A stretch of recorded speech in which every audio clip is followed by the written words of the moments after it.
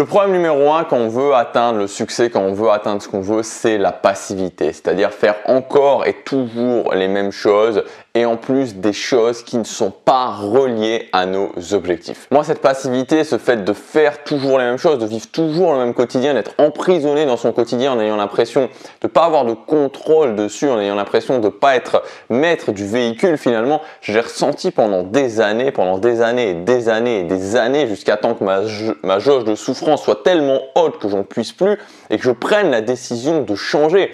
Cette décision de changer, elle s'est matérialisée comment? Cette décision de sortir de la passivité, elle s'est matérialisée comment?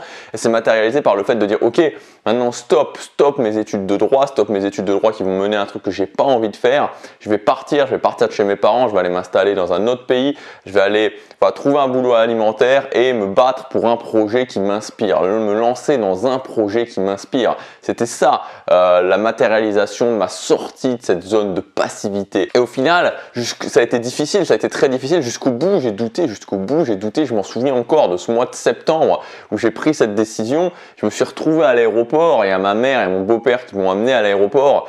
Et à ce moment-là, j'avais des amis qui allaient m'héberger en Belgique.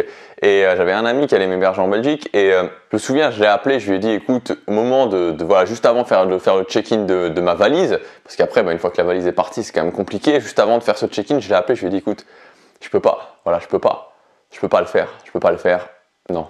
Et je suis reparti, en fait, je suis parti de l'aéroport, on est reparti et je me souviens du trajet pour revenir chez moi, j'étais là en train de me dire mais qu'est-ce que j'ai fait?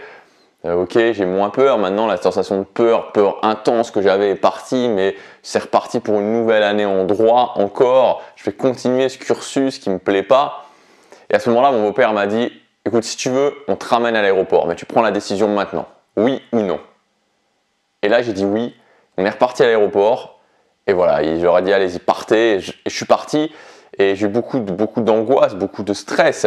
Mais pour vous dire que vraiment cette décision, ce moment vraiment qui a symbolisé le moment où je suis sorti définitivement de cette passivité, sorti définitivement de la vie qui ne me convenait pas, c'était une décision qui était difficile à prendre et ça a été compliqué. Et c'est pour ça que je ressens vraiment, c'est-à-dire que si aujourd'hui vous êtes bloqué dans votre vie, vous êtes bloqué dans cette vie qui ne vous inspire pas, dans un boulot qui ne vous plaît pas, vous êtes coincé là-dedans, que vous êtes vraiment bloqué là-dedans, je voulais vous dire que je comprends vraiment pour l'avoir moi-même vécu pendant longtemps ce que vous ressentez. Et il ne faut pas croire, c'est-à-dire que même aujourd'hui j'ai des blocages, même aujourd'hui j'ai encore des blocages qui m'empêchent d'aller là où je veux, mais la différence c'est que je refuse de laisser ces blocages m'empêcher de vivre la vie que je veux. Je refuse de me remettre dans le siège du passager, de regarder défiler de nouveau ma vie sans avoir le contrôle dessus et en regrettant après de ne pas avoir eu le courage, de ne pas avoir eu vraiment de pas avoir pris action sur ce qui était important pour moi. Je refuse de le faire et je déteste voir des gens qui sont dans cette situation. Ça me rappelle moi, ça me rappelle aussi des proches à moi. Et on n'a pas le contrôle sur les autres personnes, des gens qui sont proches de moi et que je vois passer à côté de leur vie et ça me fait mal.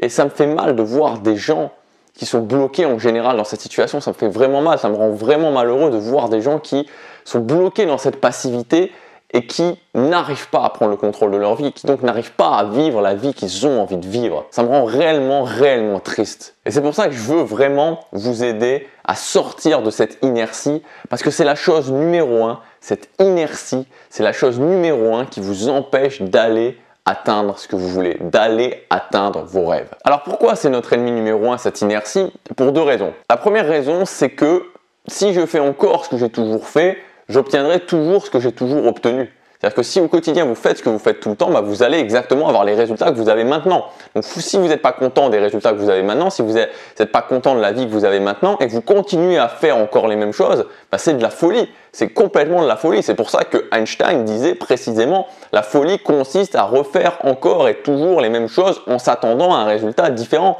C'est ce que font beaucoup de gens. La plupart des gens font ça. Ils ne sont pas contents de leur résultat actuel, mais ils continuent encore et toujours à faire les mêmes choses en s'imaginant qu'ils vont avoir des résultats différents. Ce n'est pas possible. Donc ça, c'est la première raison. Et la deuxième raison, c'est que cette inertie, cette passivité, elle est extrêmement vicieuse. Elle est extrêmement vicieuse. Pourquoi? Parce qu'elle a un allié de poids qui s'appelle le confort. Et ce confort, il nous enferme. Ce confort, il nous emprisonne dans une vie qu'on n'a pas envie de vivre. Mais en même temps, il est agréable. En même temps, il est sympa ce confort, on se sent bien dans ce confort. On se sent bien dans notre zone de confort, on se sent bien en train de regarder la télé plutôt que d'aller faire du sport. On se sent bien en train de faire défiler notre fil d'actualité Facebook plutôt que d'écrire cet article qui va nous permettre de vivre de notre contenu. On se sent bien en restant chez soi, bien blotti, bien au chaud, plutôt que de sortir et de faire des actions qui nous challengent, de faire des actions qui nous font peur. Donc c'est extrêmement vicieux, mais il faut bien comprendre, il faut bien relier dans son cerveau que chaque jour où je reste dans mon confort, chaque jour où je reste dans cette passivité, je construis le mur, je construis mon palais de ma frustration future. C'est comme si chaque jour vous construisez une brique en plus dans votre frustration, dans le fait de ne pas être content de vous, dans le fait de ne pas vivre la vie que vous voulez. Alors comment on en sort? Comment on fait ça? Comment on fait pour en sortir? Pour moi, il y a un concept extrêmement simple qui s'appelle le stretching du quotidien, c'est-à-dire étirer son quotidien. Le meilleur moyen pour sortir de l'inertie, pour sortir de cette passivité, pour sortir finalement de cette bulle, de cette bulle de confort qui nous emprisonne, c'est de l'étirer, c'est d'apprendre à l'étirer, d'apprendre à la repousser. En apprenant à la repousser, en apprenant à l'étirer, je vais aller chercher en dehors de nouveaux résultats. Je vais aller chercher en dehors de nouvelles opportunités. Donc je vais capter finalement dans ma vie des choses que je n'ai pas actuellement. Et donc pour faire ça, il faut vraiment étirer son quotidien, il faut vraiment étirer sa zone de confort, il faut étirer cette prison de passivité qui nous retient dans les mêmes résultats et dans les résultats qui ne nous conviennent pas actuellement. Alors pour moi, il y a 3 étapes, il y a 3 niveaux vraiment d'étapes pour passer du moment où je commence, où je débute dans le fait d'étirer mon quotidien, au moment où je suis, on va dire, un maître dans le fait d'étirer mon quotidien. La première étape, c'est tout simplement de faire des choses que vous ne faites pas habituellement. Ça peut être vraiment des petits pas, ça peut être des choses très simples, comme le fait de prendre un nouvel itinéraire, une nouvelle route pour aller au lycée, pour aller à votre travail, par exemple.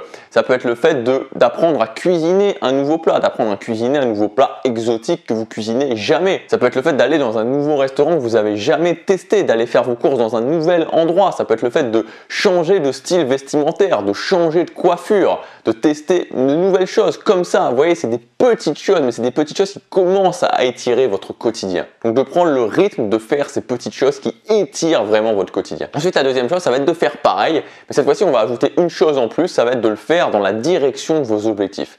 C'est-à-dire de vous dire, ok, par rapport aux objectifs que j'ai, par rapport aux objectifs qui m'inspirent, qu'est-ce que je peux faire comme nouvelle chose que je n'ai pas encore essayé?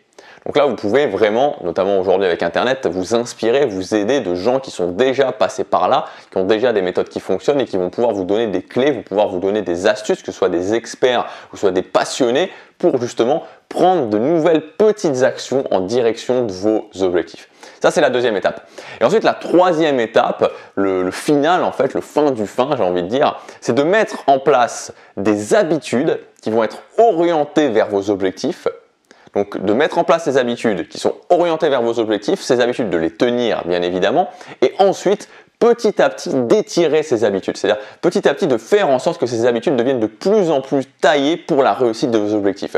Quand vous faites ça, c'est-à-dire que vous avez des habitudes que vous tenez, et que ces habitudes, vous les étirez elles-mêmes de plus en plus pour faire des choses de plus en plus compliquées, des choses de plus en plus nouvelles, mais que ce soit toujours régulièrement, que ce soit toujours sur le format d'habitude, là vous avez la formule pour cartonner complètement dans la réalisation de vos objectifs. Donc la clé pour sortir de cette passivité, c'est d'étirer vraiment son quotidien. La première étape, c'est tout simplement de faire de nouvelles petites choses, voilà, des nouvelles choses, vous faites des nouvelles choses.